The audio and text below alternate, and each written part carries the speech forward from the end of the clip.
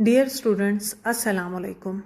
हम साले अव्वल इस्लामियात के पहले बाब को पढ़ रहे हैं। आज के लेक्चर में हम अकीदा तौहीद को पढ़ेंगे। अकीदा तौहीद को पढ़ने से पहले हम लास्ट लेक्चर के कुछ पॉइंट्स जो हैं उन्हें रिवाइज़ कर लेंगे। लास्ट लेक्चर में हमने पढ़ा अकीदा किसे कहते हैं, अकीदे का लुग़वी मायनी, अकीदे का इस्तिलाही मफ़हूम, इस्लामी अकायद और अकीदे की मिसाल किस चीज़ से दी गई है। अकीदे की मिसाल जो है वो बीज से दी गई है और अमल इससे उगने वाला पौधा है।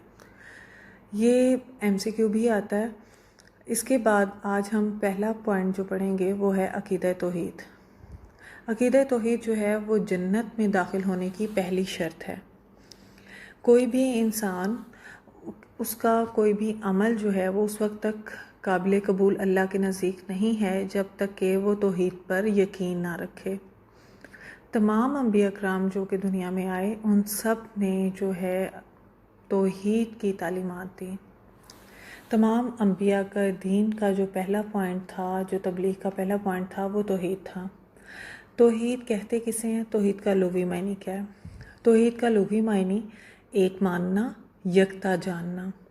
अगर दीन की इस्तिलाह में हम देखें तो इससे मुराद है कि सबसे बरतर और आला ज़ात जो है वो अल्लाह की है, वो वाहिद है, यकता है, उसका कोई भी शरीक नहीं है, सिर्फ वही जो है वो इबादत के लायक है।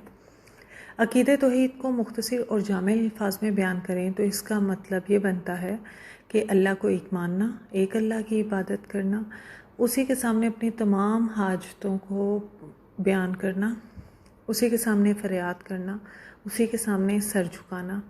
इस्लाम का सबसे पहला अकीदा अकीदा तौहीद है। ये MCQ भी आता है कि इस्लाम का पहला अकीदा जो है वो कौन सा है। जैसा कि कुरान पाक में सूरह इखलास में अल्लाह ताला ने बयान किया, कुल हु अल्लाहु अहद, आप कह दीजिए कि वो अल्लाह ताला एक ही है। अल्लाहु समद, अल्लाह ताला बेनियाज है। लम यालिद व लम यूलद, ना इससे कोई पैदा हुआ और ना वो किसी से पैदा हुआ। इसमें सूरह इखलास में अल्लाह ने बहुत तफसील से बता दिया कि अल्लाह ताला जो है वो ना अल्लाह से कोई पैदा हुआ है, ना ही अल्लाह किसी से पैदा हुआ है। वलम यकुल्लाहु कुफुवन अहद, और ना कोई इसका हमसर है। मतलब अल्लाह ताला का कोई भी रिश्तेदार नहीं है, वो तन्हा है, अकेला है, वहदहू ला शरीक है, कि वो अकेला है और उसका कोई भी शरीक नहीं है। इसके बाद शॉर्ट क्वेश्चन आता है, तौहीद की इकसाम। तौहीद की इकसाम कितनी हैं? तौहीद की इकसाम 3 हैं। ये MCQs भी मैं साथ साथ आपको बताती जा रही हूँ ताकि आप जो हैं इन्हें अच्छे तरीके से याद कर लें। मैंने आपको पेपर पैटर्न बताया था, तो उसमें बताया था कि 24 मार्क्स के शॉर्ट क्वेश्चन आते हैं और 10 मार्क्स के MCQs आते हैं। तौहीद की इकसाम कितनी हैं ये भी MCQ है। तौहीद की 3 इकसाम हैं। तौहीद की 3 इकसाम जो हैं वो कौन कौन सी हैं? सबसे पहली किस्म जो है वो है ज़ात में तौहीद, कि अल्लाह ताला अपनी ज़ात में अकेला है और कोई दूसरा फ़र्द भी उसमें हिस्सेदार नहीं है।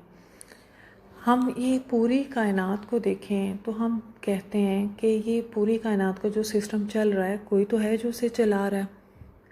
और अगर हम इस पे गौर व फिक्र करें, जैसा कि कुरान पाक में है कि इस कायनात में निशानियां हैं अकल रखने वालों के लिए जो कि गौर व फिक्र करते हैं। ज़ात की यकताई का मफ़हूम ये है कि अल्लाह ताला की ज़ात और हकीकत में कोई दूसरा फ़र्द हिस्सेदार नहीं है, लिहाजा ना इसकी कोई बराबरी कर सकता है। दूसरा जो पॉइंट है इसमें वो है सिफ़ात में तौहीद, कि अल्लाह ताला अपनी सिफ़ात में भी अकेला है, कि हर इंसान में कोई भी चीज़ हो या कोई भी इंसान हो, वो अपने अंदर कुछ खसूसियात रखते हैं जो सिर्फ़ इस चीज़ के लिए मुख्तस होती हैं। इसी तरह अल्लाह की भी जो सिफ़ात है वो किसी और में हरगिज़ नहीं है।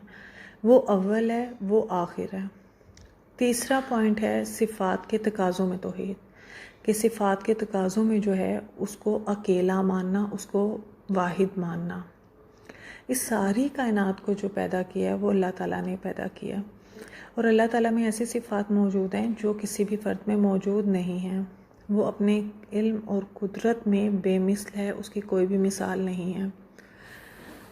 आप लोगों को मालूम होगा कि अल्लाह ताला के 99 नाम हैं और वो سب نام جو ہیں وہ اللہ کی صفات ہیں، یا اللہ ہو، یا رحمان ہو، یا رحیم ہو، یا کریم ہو، اور باقی بھی جتنی ہیں.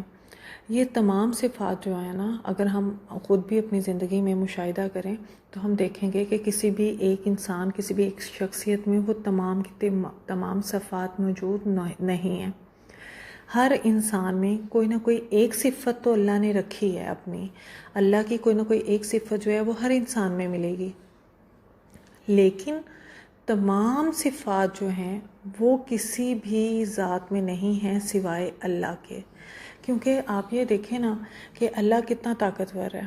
یہ جو سارا سسٹم چل رہا ہے یہ کائنات کا، یہ اللہ کے سوا کوئی نہیں چلا رہا. اب سائنس نے کتنی ترقی کر لی، سائنس کہاں سے کہاں تک پہنچ گئی، چاند تک پہنچ گئی.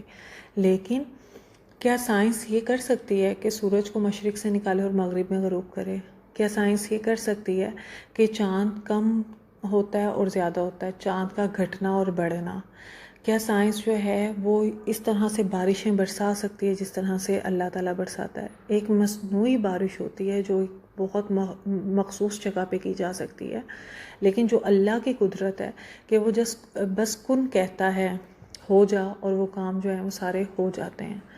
اللہ کی وحدانیت کی گواہی کے لیے سب سے پہلے جو کسی بھی مسلمان کے لیے ضروری ہے کہ اللہ کے ایک ہونے کا اقرار کرنا، لا الہ الا اللہ، اللہ کے سوا کوئی معبود نہیں، محمد الرسول اللہ، محمد صلی اللہ علیہ وسلم اللہ کے رسول ہیں. کہ اللہ تعالیٰ جو ہے وہ اکیلا ہے، وہ واحد ہے، تمام طاقتوں کا مجموعہ اسی کے پاس ہے، اس کے خزانے بھرے ہوئے ہیں. وہ پوری دنیا کے لوگوں کو دیتا ہے، پوری کائنات کو دیتا ہے. اب اس میں مجھے حضرت سلیمان علیہ السلام کا واقعہ یاد آ رہا ہے. وہ میں اس ٹاپک میں نہیں بتاؤں گی، انشاءاللہ تعالیٰ پھر کسی لیکچر میں وہ بیان کروں گی. حضرت سلیمان کا جب انہوں نے کہا تھا اللہ تعالیٰ سے کہ میں نے آپ کی مخلوق کی دعوت کرنی ہے، اور وہ دعوت نہیں کر پائے تھے کیونکہ رازق تو اللہ ہے نا.